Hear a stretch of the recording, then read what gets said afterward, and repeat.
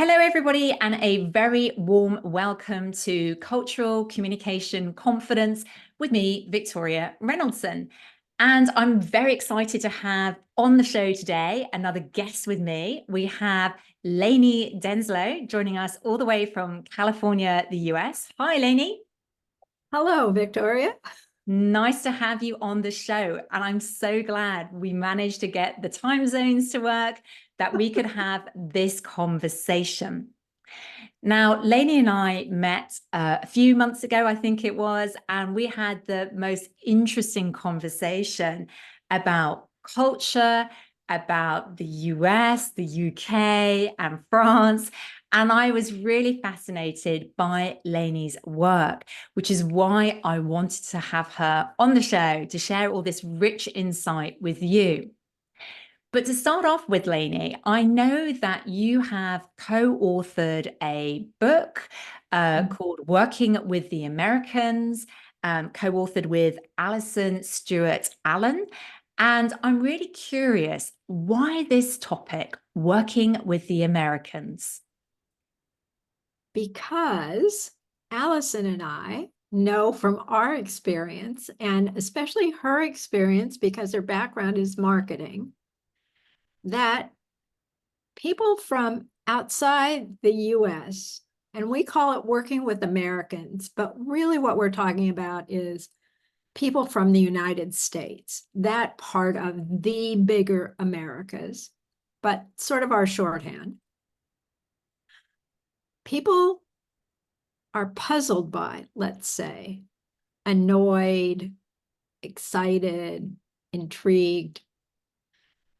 You can choose a variety of words about Americans and how they work because we are very different culturally in our approach to work than almost any place else in the world. And Allison had, out of her own marketing experience, a little list of stories a mile long about disconnects because culturally Americans in business are, can I say unique? You know, have a lot of US experience, and I'm sure you have some stories along these lines. Anyway, we decided that we should change that. We should find a way to explain a little bit of why we Americans do things that surprise other people. And with the idea behind it is that if we all understand each other a little bit better, then it'll be easier to do productive, valuable, profitable, pleasant work together. So it was a good fit with the work that I do otherwise about teaching, training my clients to understand culture and cultural differences. And hopefully the book has achieved some of that. And because it's people buy it and they don't return it as far as I know. So I love that. And, I'm way to really explain that. curious, if I jump in there, Yeah, you fine. said something very, very interesting there, which is ultimately it's about doing good business, profitable business, making business work. And I love that because although that might be, we're talking about maybe skills that are traditionally known as soft skills or Right. personal development skills, there's a really hard, tangible benefit to it, right? Absolutely. People have to be able to connect on an individual level to do business, whether they're selling something, building something, leading a team, getting a product to market, figuring out the newest, latest, greatest lipstick that we're going to wear, whatever it is. But to the extent that we can all find a way to understand each other a little bit better, it makes it more enjoyable to do the work together. And when you are enjoying the work together, good things happen.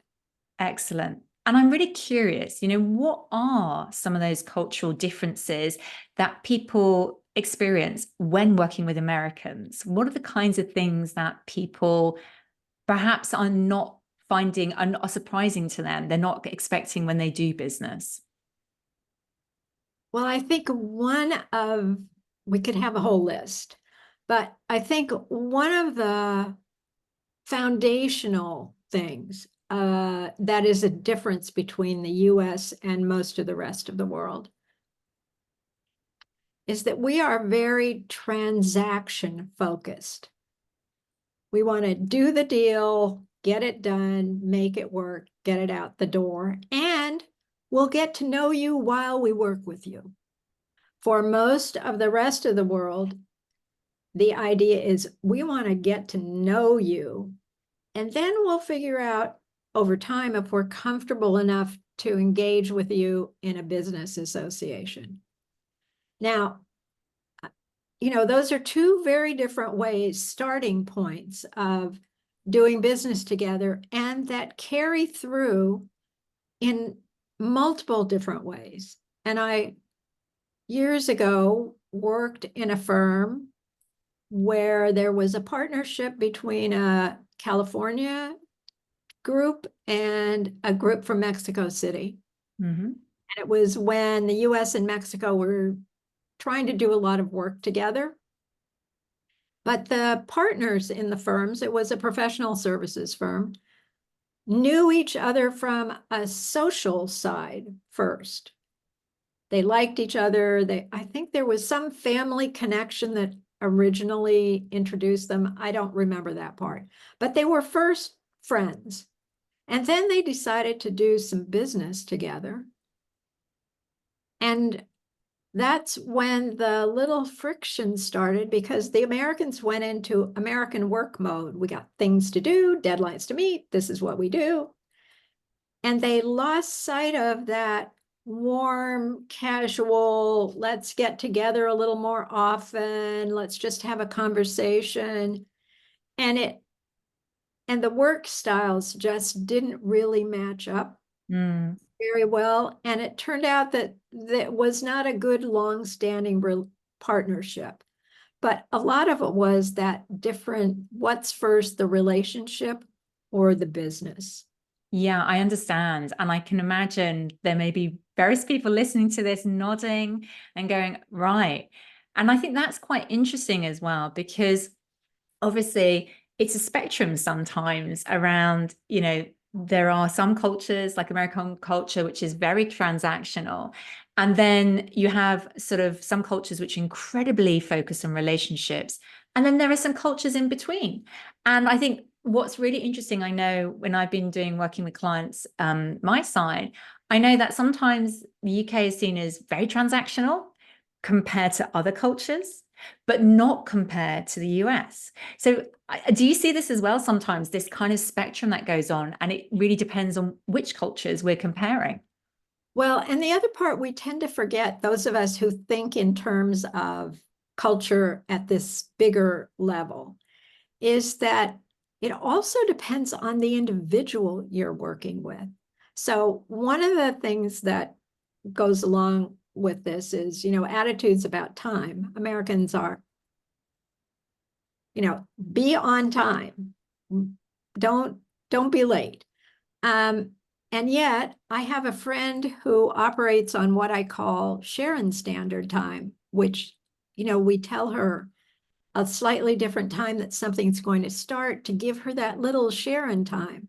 So as much as we'll talk today, and I talk in sort of these big general sweeps, it's also important to realize that each person is not only shaped by the culture of their home country, they're influenced by their family. So where they went to school, where they've worked, who their friends have been. So you can take an American who's only lived in California, gone to school in California, and have a cultural profile that might be different than a Californian who's been raised in California, but went to University of London, School of Fashion maybe, and then worked in London, worked in Brazil, and then came back to Silicon Valley. They're going to respond in a slightly different way.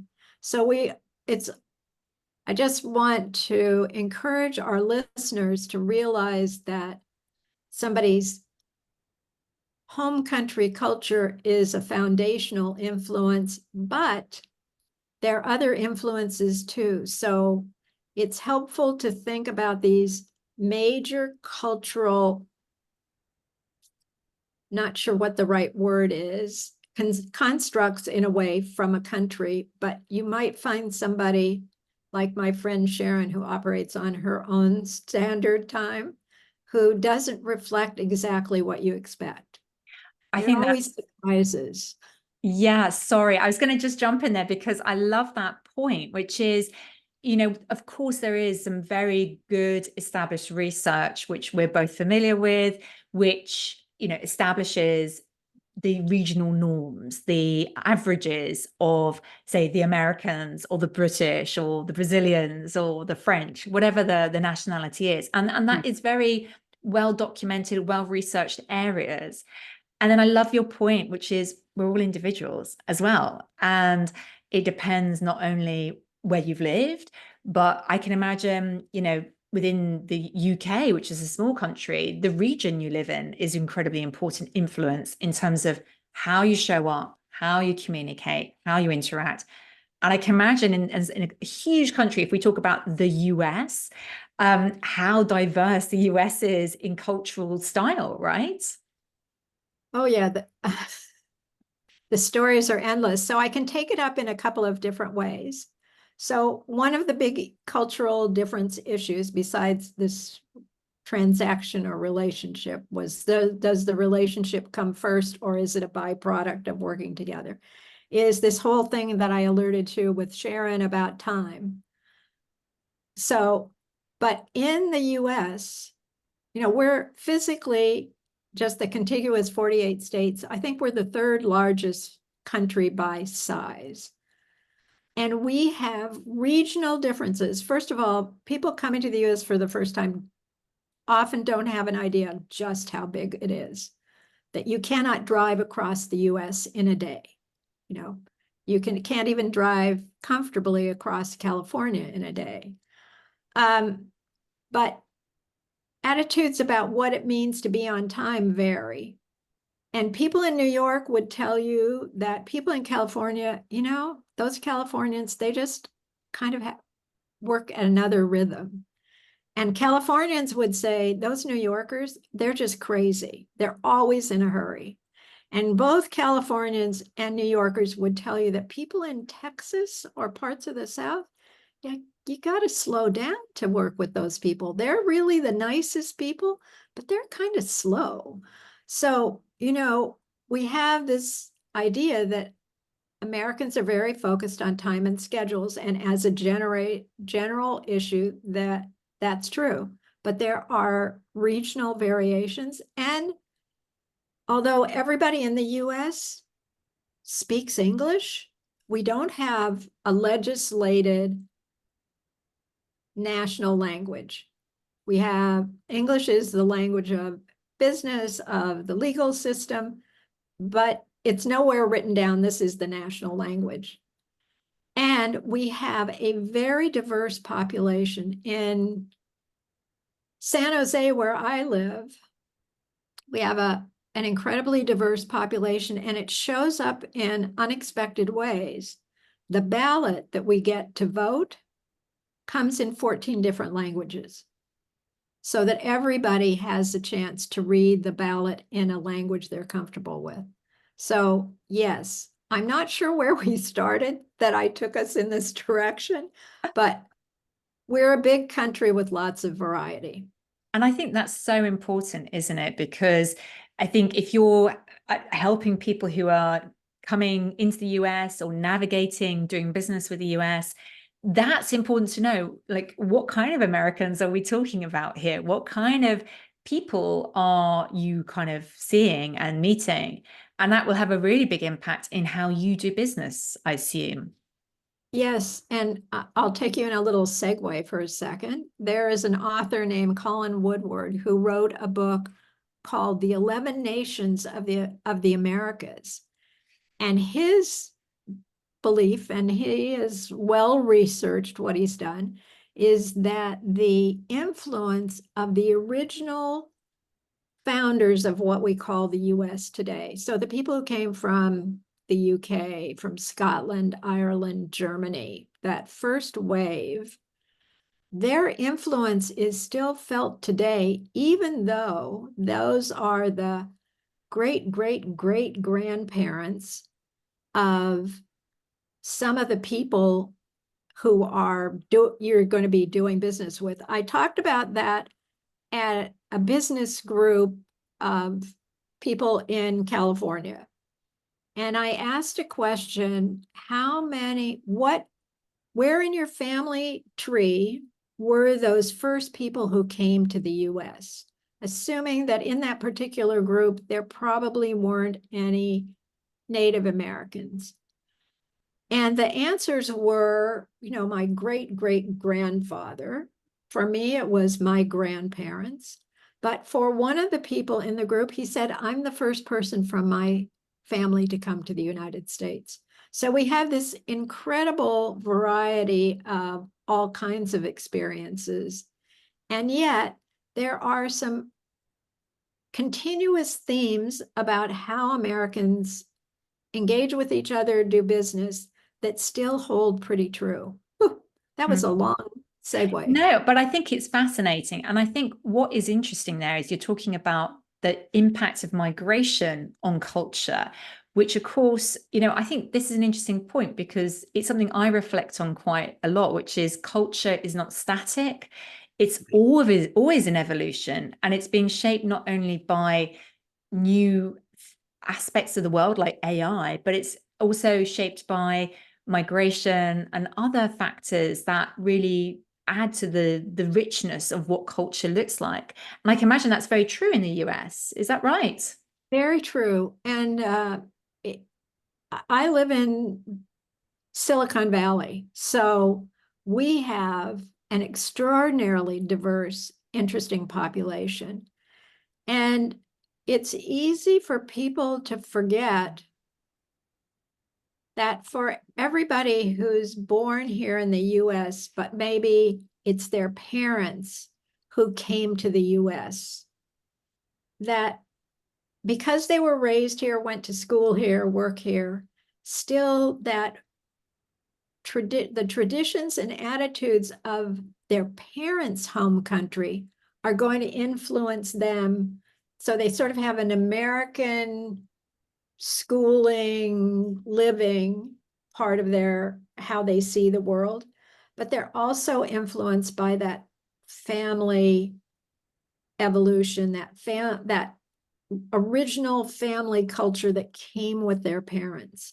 And I think that's true for all of us. And in the UK, you have an interestingly diverse population, and you have some of these same issues that we're talking about. Most every country today has some population that is an immigrant population, big or small, well integrated or not. And in another 50 years, probably all our cultures will look a little bit different again.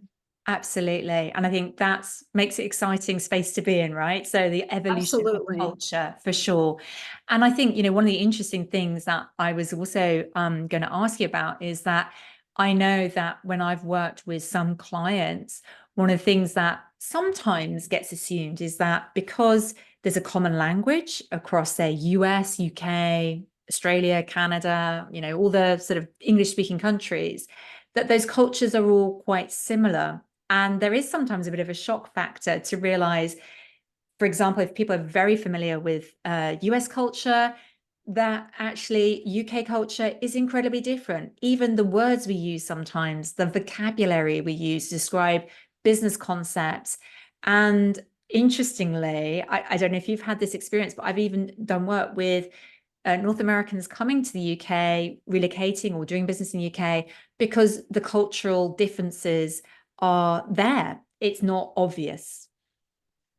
They're subtle. The language differences are subtle. I always think of the what's the term, how the word table is used in a business situation, whether table means you're going to put the the agenda item aside for a while, or whether you're going to discuss it. We're going to put it on the table can mean we're going to wait. I think that's the English approach, right? Mhm. You table it to hold it. And in the US, you put it on the table to start a discussion. And there are always stories about how meetings sort of get a little twisted for a minute while people figure out really what they meant. Mm. I think for Americans going to the UK, or most people, many people coming to the US, they really think that they know something about the culture from movies and books and music, and they've seen a lot of, and they maybe have met some people, or they've traveled for a vacation to one particular spot. You know, you've been to London, you think you know everything about the UK, and that's like going to New York and thinking you know everything about the US. So yeah, I think there are always differences, and that's part of why we wrote the book. Yeah, I get it. Yeah, no, I can imagine that. And I think it's a really important nuance to appreciate as well. So you help people who are navigating American culture, US culture. Are you helping also sort of US businesses to navigate the world, to navigate actually the expectations of moving into a more global mindset? Is that something also you're helping your clients with? Absolutely. That is, for me, that is probably more of the work that I do. My Mm. co-author, who's based in London, does probably more work, people coming to the US. But yes, so part of my work, my calling in my life, is simply to introduce to especially Americans this whole idea that there are cultural differences. First of all, nobody thinks about themselves as having a culture. We just know there's a certain way we do things, that we should behave, we should engage with people. So introducing people to the whole idea of cultural differences and how they might show up in a business setting is part of what I do. And then sometimes I get to work with people who are making their first foray, their first trip to outside the US for business. And one of the people I worked with was an attorney who was going to present at a conference in Saudi Arabia. And he wanted to know if there were some things that he should think about. So we talked, I gave him some things to research anyway, and off he went. And when he came back, he said, much to his surprise, there was one thing that I talked to him about that particularly was useful that he never would have guessed. And I had explained to him that although when you meet someone, you extend your hand for a handshake, but that I would suggest he not do that, especially if the person he was meeting was a woman, because in Saudi Arabia, it was possible that for her religious beliefs, she wouldn't be able to shake hands. She couldn't touch a man that wasn't part of her family. And he said, the person who helped orient him and get him ready for his presentation was a very accomplished woman. And he said, as he started to reach out his hand, he said, I think you were sitting on my shoulder, whispering in my ear, saying, don't do that, don't do that. And he said, so I stopped myself, and she didn't extend her hand, and there was no uncomfortable moment, and we just moved forward. So Mm. sometimes, yes, the work is with individuals, and I know you do a good amount of work with individuals, and it's super fun. Well, that's fascinating, isn't it? I mean, it's something as simple as in how we greet each other, the handshake, but also there's subtleties to that, right? So, in a post-COVID world, like what's acceptable, what's not, how firm, if people are considering the handshake as a acceptable way to greet each other, how firm should you shake the hand, or should it be softer? So all these things are really big, right? Even though they look small. This is my, oh my God, handshakes look. I could talk about handshakes for an hour, which is more time than we have. But yes, a handshake is I'm just going to do the 3 sentences sort of version. But it's important to realize that a handshake is a form of communication. And whether you're consciously aware of it or not, with a handshake, you form an impression of a person. So a handshake, and it's culturally different too. So someone who's maybe coming from someplace in Asia might have a little bit softer handshake than the Americans, which are pretty firm. And you have an expectation we all have when we know what the greeting is, how it should feel. And when it doesn't feel the way we expect, our natural instinct is, ooh, something is wrong here. And we attribute it to something is wrong with that person. So I've done a lot of work with early stage professionals trying to explain about the appropriate handshake. And in a post-COVID world, here we're seeing handshakes and hugs back to the pre-COVID level. I don't know what you're seeing there in London. I think it's interesting. I think handshakes, it depends a little bit on, I think, the sector, the industry we're talking about. You'll find some industries and sectors where it's not, nobody does that, and others where it's really important, or it happens the first meeting, but then not in future meetings. So I think it's really variable here. Whereas I know, actually really interestingly, I saw a situation today between, I was in an environment, in a co-working environment, and I noticed somebody who I overheard was saying they were Turkish, meeting a British team.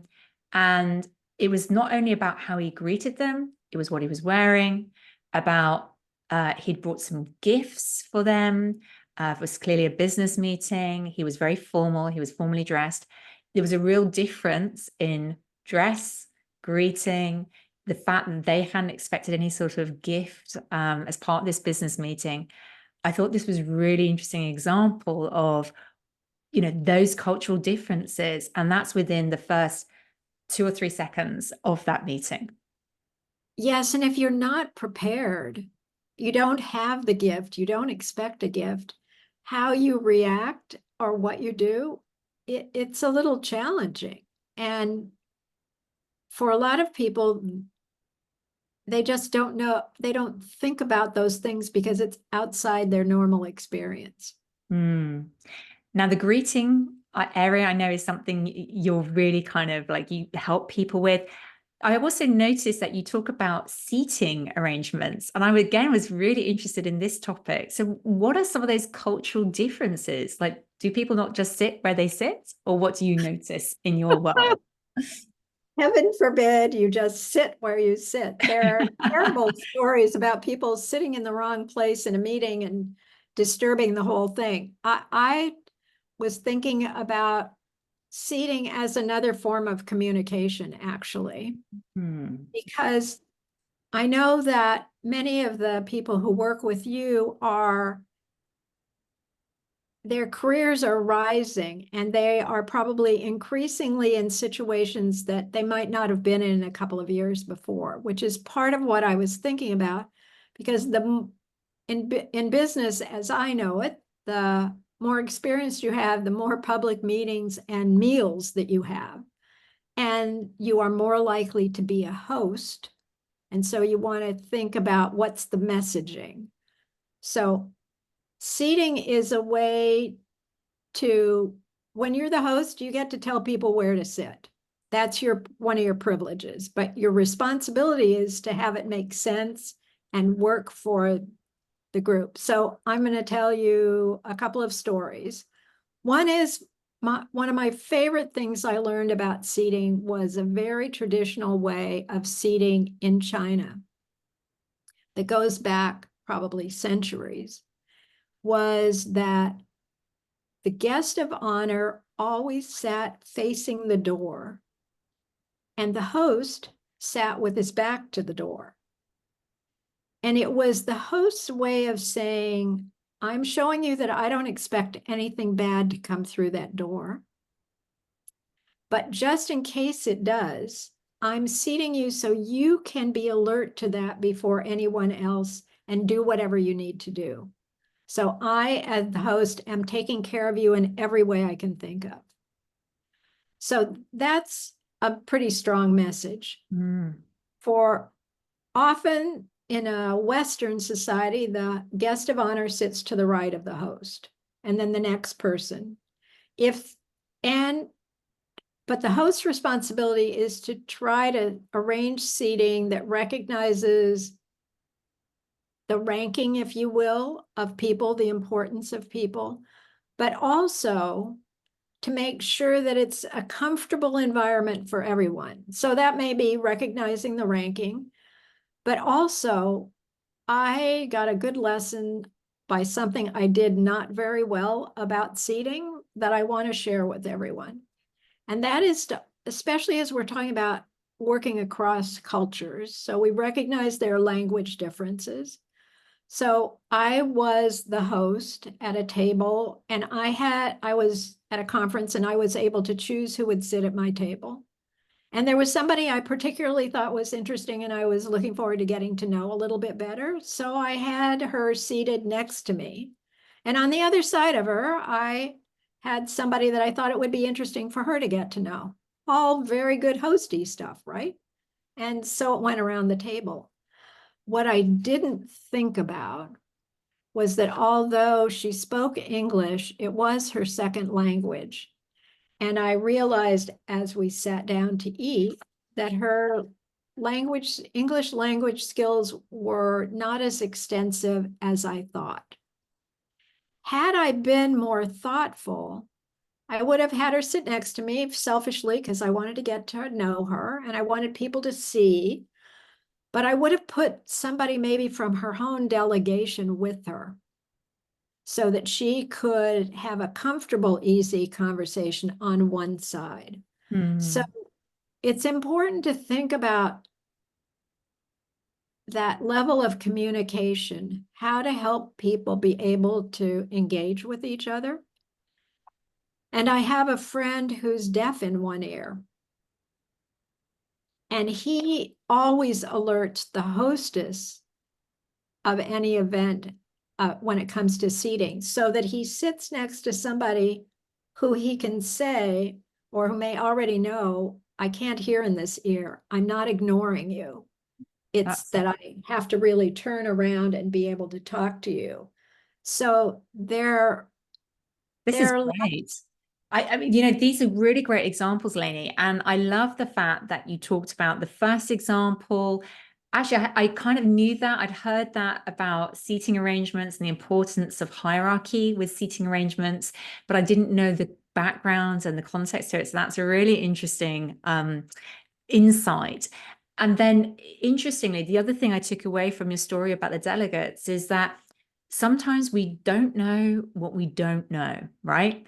And, you and I both work in this world every day, and yet we still make mistakes. And I heard somebody recently talking about the idea and concept of cultural humility and recognizing we all make mistakes, that actually it's a journey.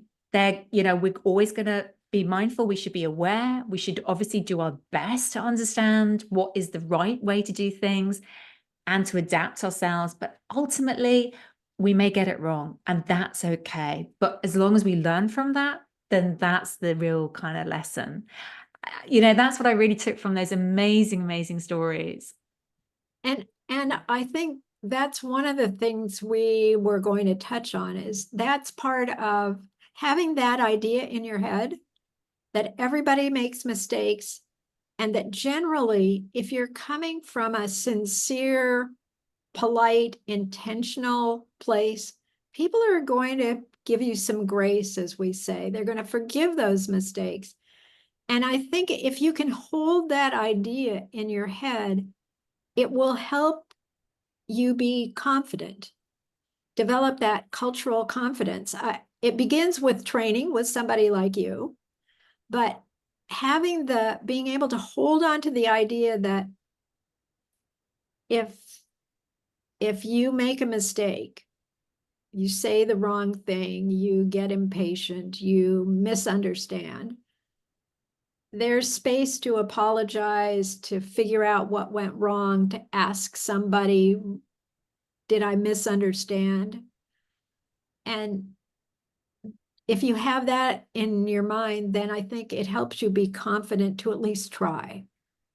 I love that. And I think that is a brilliant definition of cultural communication confidence. So thank you so much for sharing that. And I think that's a very powerful idea that you have planted there that I'm sure will help listeners as they think about how to best work and adapt in a multicultural environment. Lanie, it's amazed me how the time has absolutely flown. It's been such a pleasure to have you on the show.